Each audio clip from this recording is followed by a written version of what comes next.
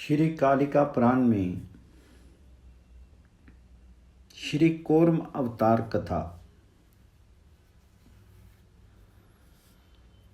मार्कंडेय महर्षि ने कहा, इस अकाल प्रलय के होने के पश्चात पुनः जिस प्रकार से सृष्टि की रचना हुई थी, हे द्विसत्तमों, जिसने इस पृथ्वी का उद्धार किया था, उसका अब आप लोग श्रवण कीजिए।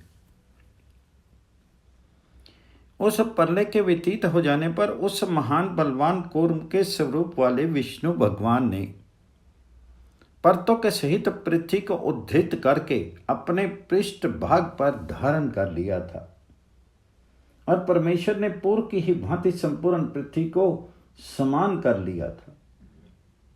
शरभ और वराह का और उनके पुत्रों से पदक्रम से जो भी भूमि विशीर्ण होगी थी, कर्मठ देव ने उसको भी सम कर दिया था।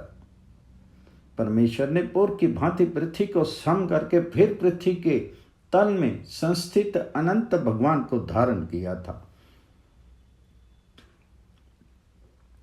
इसके अनंतर ब्रह्मा, विष्णु और हर परमेश्वर ने वहां पर समागत होकर के नौका के बीच में विराजमान 7 मुनियों को, शंभु मनु की और दोनों नर नारायणों को और दक्ष को कहने लगे, समस्त मुनिगण, नर नारायण, दक्ष और शंभु मनु, आप सब लोग श्रवण करिए कि जो भी कुछ इस समय में हम बतलाते हैं, वाराह और शरभ के युद्ध से परिपूर्ण सृष्टि विनष्ट हो गई है।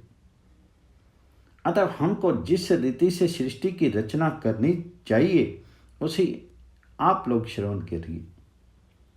ये दोनों नर और नारायण सृष्टि की रचना करने के लिए ही सम उपस्थित हो गए हैं। देवों की संस्थापना करने के लिए परम तप का तपना करें। जानलोक में रहने वाले देवों को ये दोनों आपायित करके अपरों को यहाँ समानित करें और निरंतर बहुत से गणों का भली भांति सृजन करें। हे मुनि, नक्षत्रों की, ग्रहों की और उनके स्थानों का सृजन करें। इन दोनों की तपश्चर्या से पूर्व की ही भांति स्थिरता को प्राप्त होवे। ये महाभाग जनार्दन प्रभु सूर्य के रथ का संस्थान तथा चंद्रमा के रथ की संस्थित को स्वयं ही करें। हे शंभु मनु, आप पृथ्वी में सब चीजों का चयन करें और पृथ्वी सभी ओर शस्यों से परिपूर्ण हो जावे। समस्त औषधियां, वृक्ष, लता और बल्लियों का सभी ओर आप प्रोहन करें। प्रजापति दक्ष सप्त मुनिंद्रों के साथ यज्ञ के द्वारा भगवान हरि का अभ्यर्चन करें और वराह के पुत्रों से सम उत्थित इन तीनों अग्नियों का भी यजन करें। आवाहनीय आदि 3 अग्नियां होती हैं। ये यज्ञ सृष्टि की रचना के लिए ही वराह भगवान के देह से सम उद्भूत हुआ था। इसी यज्ञ के द्वारा दक्ष इस सृष्टि की रचना का विस्तार करें। नर और नारायण से तथा 7 मुनियों से, दक्ष और आप से भी, यज्ञ से तथा दोनों अग्नियों से इस सृष्टि को स्वर्ग, पाताल और भूमि में संपूर्णता को प्राप्त होवे और सृष्टि को अप्यापित करके जिस प्रकार से भी ये सुसंपन्न हो जावे, यत्न उसी भांति का करेंगे। आप नित्य ही सृजन का कार्य करिए। इस अनंतर ये सृष्टि जैसे पहले थी, ठीक वैसे ही संपन्न हो जावे। हे मनुदेव, सबसे प्रथम आप इस समय में बीजों का प्ररोहण करें। मार्कंडेय महर्षि ने कहा, इस रीति से महाभाग विधाता विष्णु और वृषभ ध्वज समस्त पर्वतों को यथास्थान पर स्थापित करने के लिए ये आदेश देकर के फिर चले गए। उन्होंने मेरु, मंदर, कैलाश और हिमवान आदि पर्वतों में समस्त देवों के पुरों को पृथक पृथक कर दिया। इसके अनंतर उस नौका का परित्याग करके और वसुंधरा को अवधृत करके शंभु मनु ने संपूर्ण संपदा के लाभ के लिए भूमि में बीजों का वपन किया। इसके अनंतर वृक्ष, लता, वल्ली, गुल्म और वन, शस्य, धान्य उसी भांति ओष्ठियाँ, बीज कांड, प्ररोह, घृतान और जलज आदि कमल अर्थात कमल, प्रफुल्ल, अशोक और फल, कंद और बल एवं सबके प्राणों की वृद्धि के लिए शाद्वल्य ही हुए थे। संपूर्ण शस्यों से संपन्न थी। वे वृक्ष और शुभ शाद्वल जिस प्रकार के पहले देखे थे, जो कि चित्त में हर्ष करने वाले मनु ने अवलोकन पहले किया था, इसके उपरांत महायोगी नर से महत्तम तप का तपन किया था और महामति वाले नारायण ने देवों के भावन के लिए तपस्या की थी। नारायण और नर ये दोनों ही परम ऋषियों के समान थे। इन्होंने अनामे अर्थात आमे से रहित तेज से परिपूर्ण परमेश की तप के द्वारा आराधना की थी। वे जनगणों को, वेदों को और देव ऋषियों व श्रेष्ठों को लाए थे जो पूर्व में मृत हुए अमर थे। उनके गणों को पृथक पृथक उन दोनों मुनियों ने महान तप के बल से सृजन किया था। सूर्य और चंद्र दोनों देवों को तथा 10 दिक्पालों और पाताल तल में निवास करने वालों को भगवान जनार्दन ने स्वयं ही उत्पन्न किया था। भगवान अच्युत ने सूर्य और चंद्रमा को यथास्थान किया था अर्थात रचना की थी। पूर्व की ही भांति इनको योजित कर दिया था और उन दोनों को दिन और रात्रि में स्थित किया था। औषधियों से सम उद्गत हो जाने पर और देवों में पृथक पृथक होने पर दक्ष प्रजापति ने महान यज्ञ करने के लिए प्रारंभ कर दिया था। कश्यप, अत्रि, विशिष्ट, विश्वामित्र, गौतम, जमदग्नि और भारद्वाज ये अमूल 7 ऋषि थे। ब्रह्मा के पुत्र दक्ष प्रजापति ने उन पूर्वोक्त 7 ऋषियों के द्वारा 12 वर्ष पर्यंत महायज्ञ करने का समाचरण किया था। हे द्विजोत्तमों, वहां पर ही तीनों अग्नियों में बारंबार हवन किए जाने पर और उस समय में द्विज के द्वारा यज्ञ स्वरूप वाले वराह के अभ्यर्चन किए जाने पर उस यज्ञ से ही 4 प्रकार की प्रजा समुत्पन्न हुई थी। इसके अनंतर प्रजापति दक्ष के परम पुण्य स्वरूप 13 पुत्रियां समुत्पन्न हुई थी, जो रूप लावण्य से सुसंपन्न थी और सृष्टि के रचना करने के लिए अमित प्रजावली थी। दक्ष ने उन 13 पुत्रियों को महान आत्मा वाले कश्यप मुनि के लिए प्रदान कर दिया था। उससे बहुत सी संततियां सम उद्भूत हुई थी, जिनसे ये संपूर्ण जगत व्याप्त हो गया था।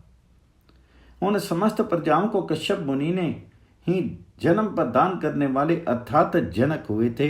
हे द्विज शार्दुलो, यह निश्चित है कि कश्यप मुनि से ही ये संपूर्ण जगत सम उत्पन्न हुआ था। उनके नाम और उनसे सम उत्पन्न होकर के पृथक पृथक सब प्रजाओं की आप समस्त मुनिगण सब अब श्रवण कीजिए, जिनको मैं भली भांति कह रहा हूं। मुझसे ही आप उनका ज्ञान प्राप्त करिए। अब उन 13 कन्याओं के नामों को बतलाया जाता है।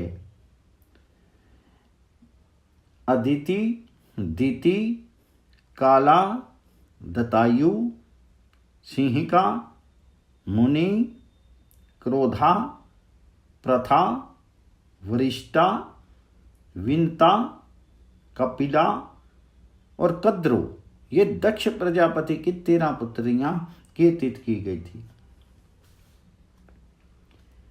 ध्यान करने वाले विधाता के दक्षिण अंगुष्ठ से मनु से ये संपन्न हुआ था। इसी कारण से देवों और मनुष्यों में ये दक्ष इस नाम से कहा जाता है। ब्रह्मा जी के मानस अर्थात मन से उत्पन्न हुए 10 पुत्र पूर्व में ही वर्णित किए गए हैं। उनमें 6 सृष्टि रचना करने वाले हुए थे। उनके नाम ये हैं मरीचि, अत्रि, अंगरा, प्लत्स, पुलय, क्रतु। मरीचि का पुत्र लोक मानव कश्यप उत्पन्न हुआ था। इसकी ही दक्ष की कन्याओं से बहुत सी प्रजा उत्पन्न हुई थी। इसकी जायज से सम उत्पन्न हुई प्रजाओं के अब आप नामों का ज्ञान प्राप्त कर लो। धाता, मित्र, अर्यमा, शक्र, वरुण, सोम, भर्ग, विवस्वान, पूषा, सविता, त्वष्टा, विष्णु हुए। अदिति के ये 12 सुत हुए थे जो आदित्य इस नाम से कीर्तित हुए थे। इनमें जो कनियान अर्थात छोटा था वह गुणवान था, जो सदा प्रजाओं को तप देता था वह ही आपका मुख्य वंश के करने वाला कहा जाता है, जो कि दिवाकर है। दिति का एक पुत्र था जो महान बलवान हिरण्यकश्यप नाम वाला हुआ था। उस हिरण्यकश्यप के 4 पुत्र थे जो परम रिष्ट और मद तथा बल से समन्वित थे। उनके नाम प्रहलाद, सलुयाद, वानक और शिव थे। प्रहलाद के 3 पुत्र हुए थे। उनमें जो सबसे आदि में हुआ था उसका नाम विरोचन था। कुंभ, निकुंभ, बलवान ये तीनों ही प्रहलाद आदि कहे गए थे। विरोचन के एक सुत सम उद्भूत हुआ था जो दान देने में परम श्रेष्ठ एवं विख्यात था। उस महान का नाम बलि था, और जो बलि का पुत्र हुआ था वह महान बल वाला बाण नाम से कहा गया है। वह श्रीमान शंभु का अंचर हुआ था और वह महाकाल नाम वाला था। उस वाण के 100 पुत्र हुए थे जो कुसुम्ब, मकर आदि नाम वाले थे। धनु के 40 पुत्र हुए थे। उनके नाम बतलाए जाते हैं: शंबर, नमोची, परलोमा, असिलोमा, केसी, दुर्जे, अप, शीर, अश्वशीर्ष, शय, शंकु, व्यन, मूर्धामहा, बल, वेगवान, केतुमान, स्वरभानु, अश्व, पति, कुंड, वृष, प्रवाजक, अश्वग्रीवा, सूक्ष्म, तरुंड, मांडल, उधरबाहु, एक चक्र, विरूपाक्ष, हर, आहर, नियंत्रण, निकुंभ, सूर्य, चंद्रमा। अन्य ये तीनों पुत्रों के पुत्र थे तथा सूर्य और चंद्रमा दिवाकर, निशानाथ दोनों देव पुंगव थे। उनके पुत्र और पौत्र और उनके पुत्र बहुत से थे। इन सब से ये जगत व्याप्त हो रहा है, जो कि ये सब बल और वीर्य से समन्वित थे। दनाइयों के विशेष बलवान 4 पुत्र हुए थे। उनके नाम ये हैं: वीरभद्र, विक्षर, वत्स्य और वृत। हे द्विजोत्तमों, इन चारों के बहुत से पुत्र समुद्रत हुए थे, जो सब ही रूप एवं बल से समन्वित थे, और इन एक एक के 100 पुत्र समुत्पन्न हुए थे। काला के जो पुत्र पैदा हुए थे वे सब काले इस नाम से प्रसिद्ध हुए। वे चारों दानवों के स्वामी, महान वीर्य पराक्रम वाले और परम विख्यात हुए। विनाश, क्रोध तथा क्रोधहंता और क्रोध शक्र ये काला के पुत्र बताए गए हैं।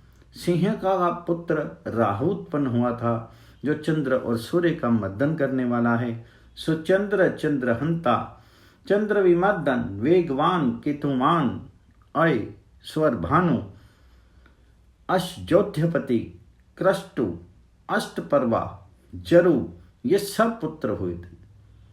क्रोधा के जो पुत्र हुए थे वे क्रूर कर्मों के करने वाले थे। सिंहिका और क्रोधा ये 2 पुत्रियां हुई थी जो सदा ही क्रूरिकाएं थी। इन दोनों से जो वंश सम उद्भूत हुआ था, इसलिए वह क्रूरतर कहा गया है। एक मुनि का पुत्र उत्पन्न हुआ था जो शुक्र नाम वाला था और महान कवि हुआ था। ये दैत्य, दानव और काले आदि का वह सदा ही गुरु था।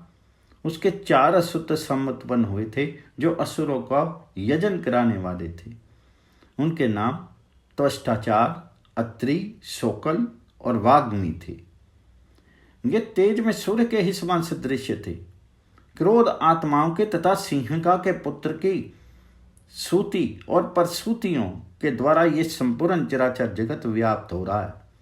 अर्थात इनके पुत्र परपौत्र आदि इतने अधिक थे कि ये सब जगत उनसे व्याप्त हो गया था। हे द्विजो, उनके जो संततियां क्रम से बड़ी थी, उनकी अत्यधिक संख्या थी कि बहुत समय लगाकर भी उनकी गणना नहीं की जा सकती है। विनीता के पुत्र ताक्षर्य, अरिष्टनेमी, अनूप, गरुड़, आर्नी, वार्नी, ये सब सम उत्पन्न हुए थे। शेष, वासुकी राज, तक्षक, कुलीन, कर्म, सुमना, ये सभी काद्रवे नाम वाले कहे गए हैं।